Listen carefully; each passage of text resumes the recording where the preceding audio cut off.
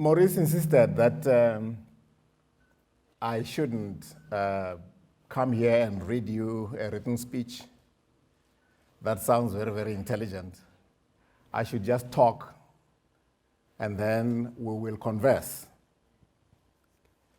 And he suggested that, amongst others, perhaps I should make detours to the book Attuned Leadership, which I will try to do.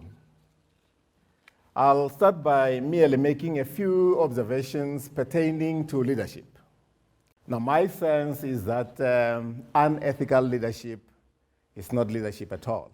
It's actually misleadership. So if you want to lead me without the requisite moral authority, chances are you will mislead me. And chances are, at my age, I will not follow you because I'll be able to see through you. So leadership is about taking people from where they are to where they have not been, but a desired destination, a desirable destination. I want to make a few observations, and then I'll talk about what I consider to be effective leaders. Let me make this observation. I was a head boy until I was about 17. So my observation is that a head boy without a head, a shepherd without sheep following him, is a wanderer. I also want to believe that vision without proper articulation, vision without committed, dedicated pursuit to realize, is a hallucination.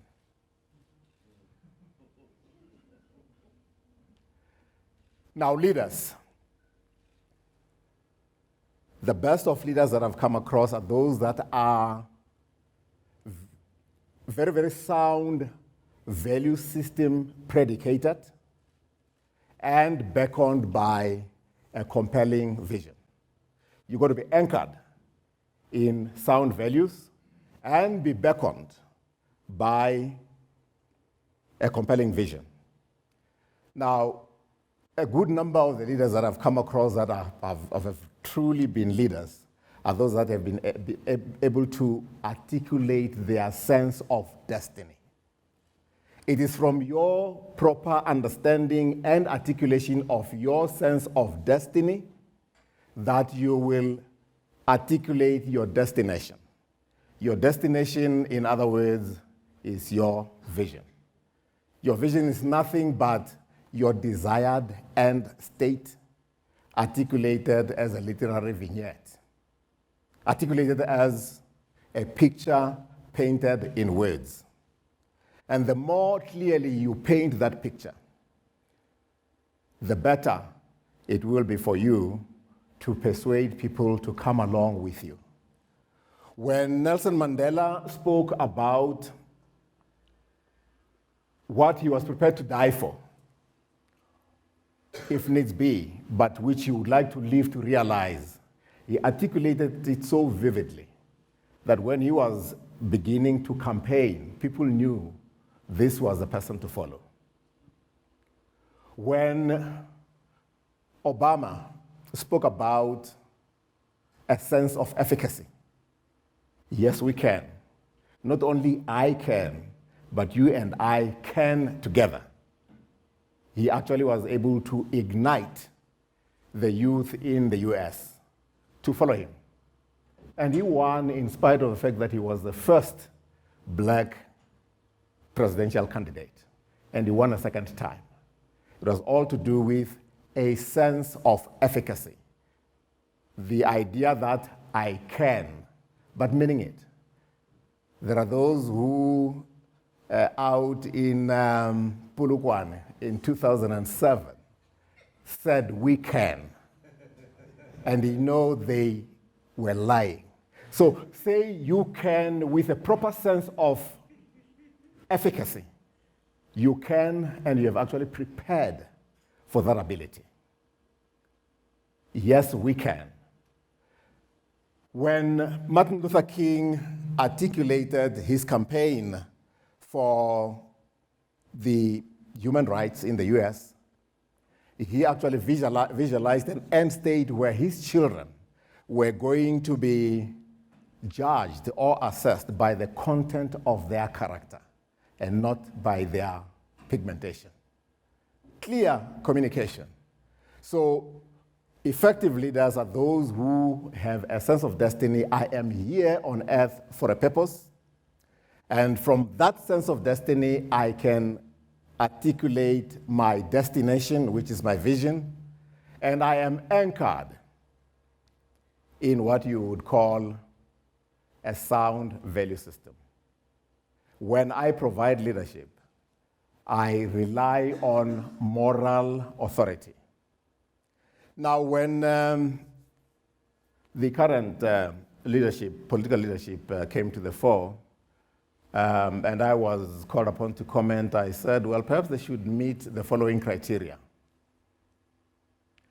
First criterion, they should be able to deal with complexity because the world is becoming progressively more and more complex. Ability to deal with complexity. I said second criterion, they should actually to understand the phenomenon of globality and globalization. Now, what I have discovered is that a good number of them cannot even spell globalization properly. The world has become a neighborhood. You cannot think parochially. You cannot think like a villager, which I happen to be from Bushbuck Ridge, and want to lead a sophisticated political economy. You will mislead. So third thing is understand what it is you are going to lead as essentially a socio-political economy. Now, the social bit might actually manifest in your ability to sing or perhaps even dance. But the complexity I'm talking about says you understand dynamics where human beings are concerned. In other words, you must have read beyond chapter 13 of a psychology textbook. You must understand economics. You must understand politics, but understand them as dimensions in perfect tango. But it doesn't just come. It takes a lot of studying. So I said, ability to deal with complexity, ability to appreciate the phenomenon of globalization and globality, and third, I said, deal with a political economy, not just politics. Because politics can be ideologically charged. You could actually thrive on slogans. You can toy-toy, you can even dance, and you wind up being somewhat popular in the populist sense. That does not make you a leader in the 21st century. What makes you a leader in the 21st century is to be popular. Popularity and populism are two things. Popularity says you actually have something to give.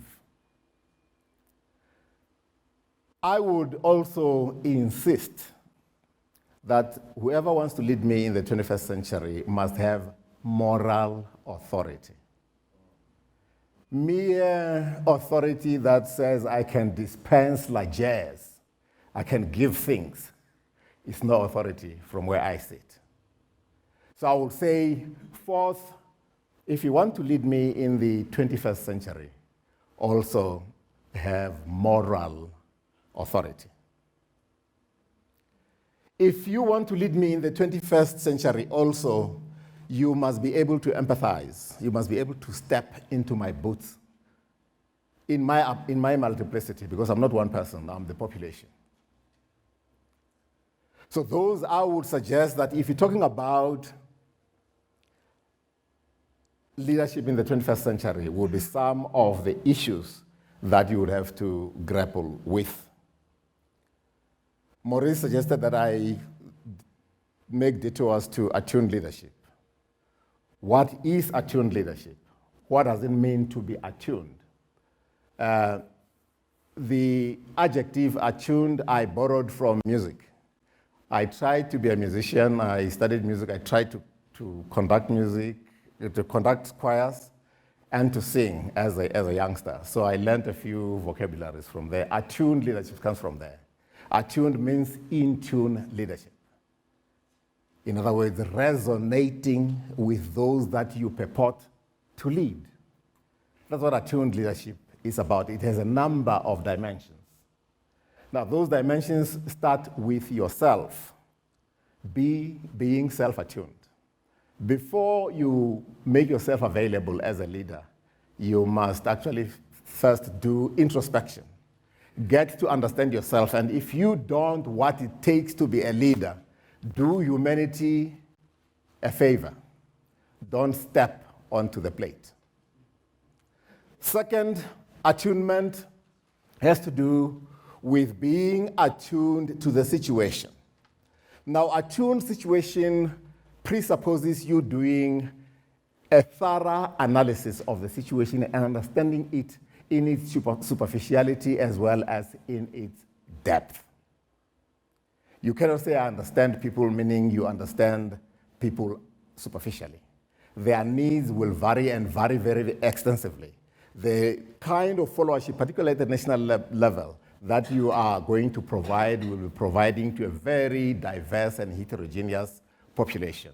So it presupposes proper situational analysis, be attuned to the situation in its totality. Third dimension, be attuned to the needs and aspirations of the people. Because not only do they have needs and wants, they want to be taken somewhere as a nation. So be attuned to that as well as the third dimension. Be attuned also to the moral imperatives of integrity and efficacy. Be attuned as well to history. Where do you come from? Not just remembering a few dates, but studying history with a view to inform the present. And studying the present with a view to inform the future. That's historical attunement. So we have the dimensions, not so. Attuned to self, attuned to situation, attuned to the needs and aspirations of the people, attuned in a historical dimension. Now, if you are going to provide leadership in a corporate environment, what are some of the dimensions? And I've written extensively about them in attuned leadership. I'll give you a mnemonic device so that perhaps you can remember, like I remember, the key elements. The first, well, let's just mention what the mnemonic device is. It's crafty. First, your leadership will cover a raft of activities. Now, I said raft. Raft is a mnemonic device, as I see it. Raft with the R standing for responsibility. If you want to provide leadership in governance terms, you must cover a raft of activities. The first responsibility is responsibility. The second issue that you have to understand fully would be accountability. If you're going to be a leader, you will be held accountable. The F in the raft would stand for fairness. Unless you're going to be a fair leader, chances are you will erode or corrode your leadership sooner rather than later. The T stands for transparency.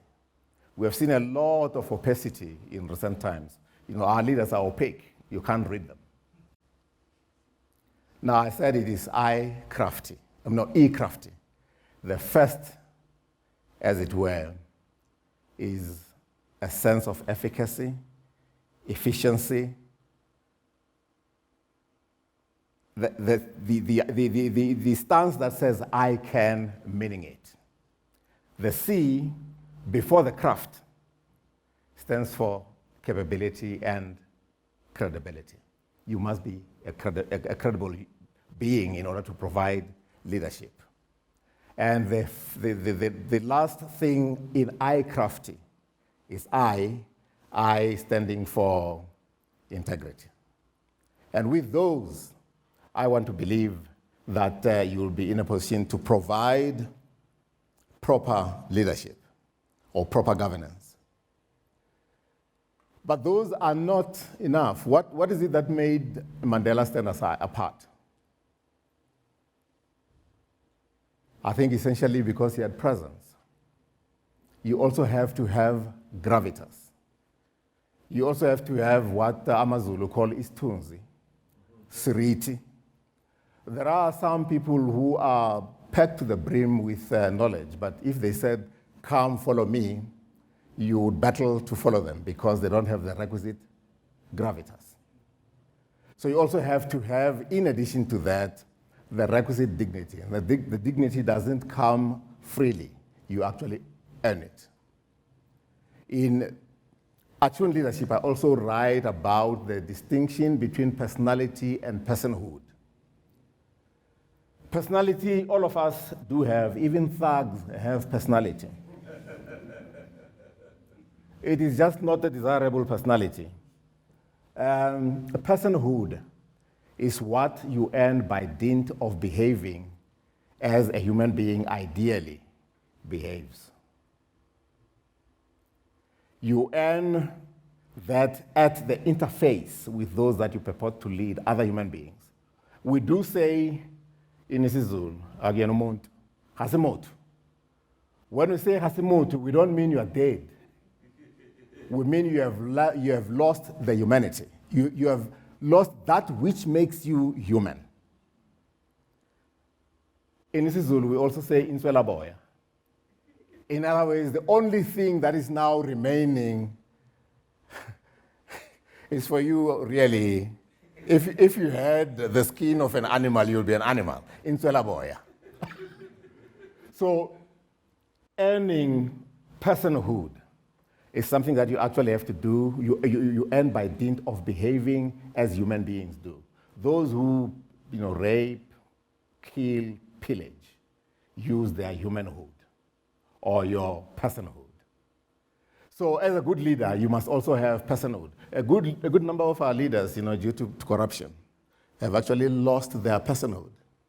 That is why you have people actually asking for them to actually give way.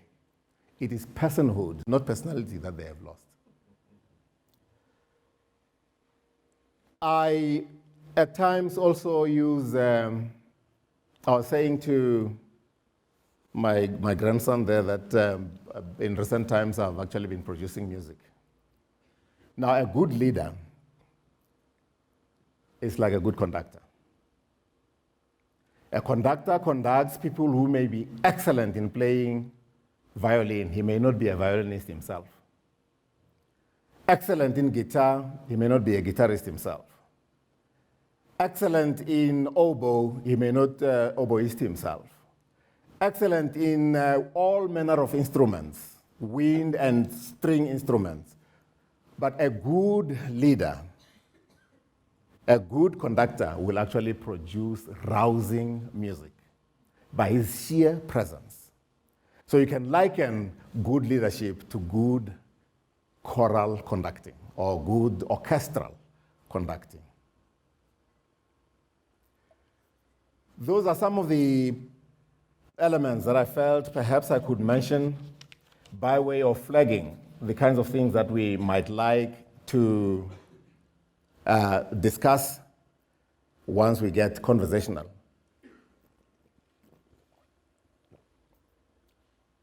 I would also like to add a few personal qualities of a good leader in the 21st century, or an able leader who is also relying on moral authority in the 21st century. First is insight. If you're talking about qualities, insight. Seeing the world from the followership's vantage point and embracing their world and their worldviews non-judgmentally, to walk, as it were, in their moccasins. Second will be inspiration. A good leader actually inspires. engendering a sense of follower self-worth, pride in current status, and hopefulness in the future. In the relationship of leader and led, it is vital to strike a balance between reality and potential, inspiration. Third dimension, I would suggest commitment. Unless you have commitment, I don't believe you are going to be able to provide leadership.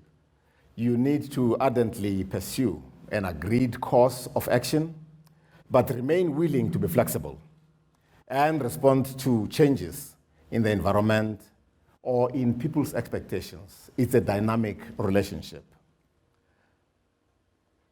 Fourth, I would suggest probity. More often than not, people criticize me on probity. Probity relates to behaving in a manner that is and is seen to be beyond reproach. In reality, you're talking about a flawless leadership, and there is no such.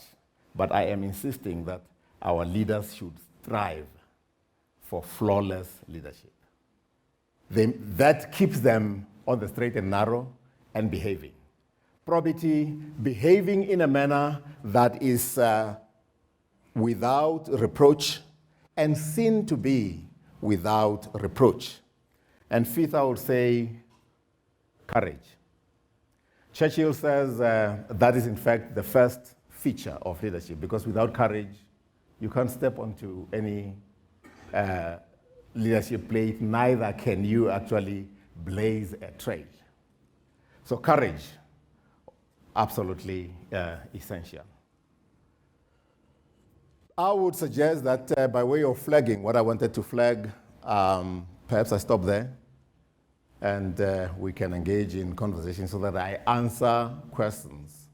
I resonate with you as audience as opposed to pontificating, talking extra cathedral as if I was a preacher.